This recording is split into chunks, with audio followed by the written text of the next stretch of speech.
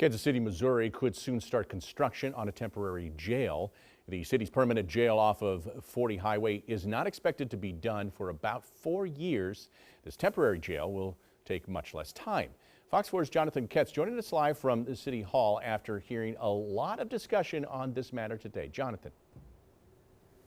And Scott, most of the people who spoke today were opposed to a funding ordinance for this temporary or modular jail. Regardless of that, the committee passed this through.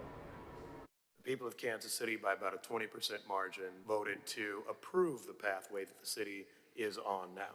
The modular jail would go up in the city's tow lot off of Front Street east of I-435. It costs more than $20 million and have about 100 beds. I mean, if we're taking the emotions out of it, like fiscally it's not effective, recidivism is just out of the roof, it's not restorative, people end up back on the streets. People who spoke were skeptical about whether this type of jail would work, but the timeline for its completion was a topic of conversation too. No, I do not think it needs to get done by the World Cup.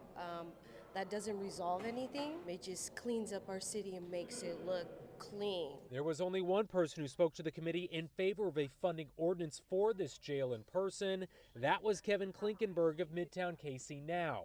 It's a group that represents businesses in that area of the city. In contrast to some of the opinions you heard earlier, what everybody asks me is, are we going to get this jail built? Are we going to get this open? Once everyone was done speaking, Councilwoman Andrea Boo, the chair of the committee, said she hopes the facility being discussed won't be permanent. For me, it's not building it for the World Cup. It's not building it to move our houseless population off the streets to make it a pretty street.